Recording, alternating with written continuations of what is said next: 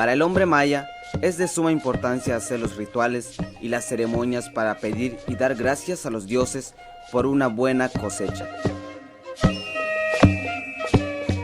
Las ceremonias y rituales más importantes para el proceso de la siembra agrícola maya son el sacá, el chachac, holbezascol y el janlicol.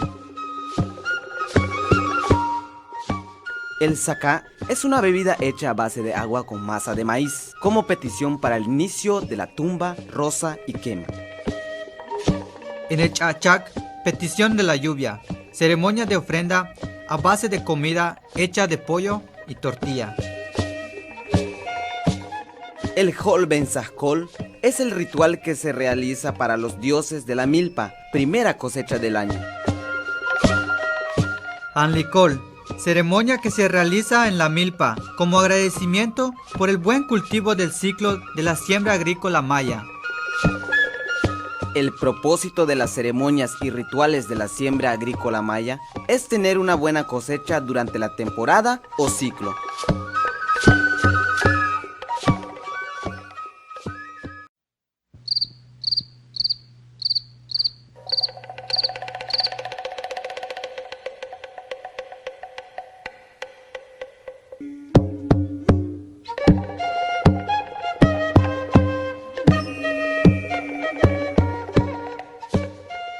Tile maya winiko, hachkana numetik le jejelas kubob ti alukatik, yetelutsaik unib ola le yola luyantal humpel hach malob kol.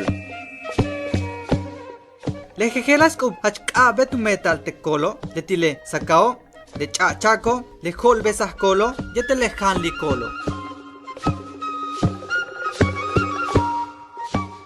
Le sacao uyuklikol kumetal yetel ha yetel sakam ti alukatal humpel malob to.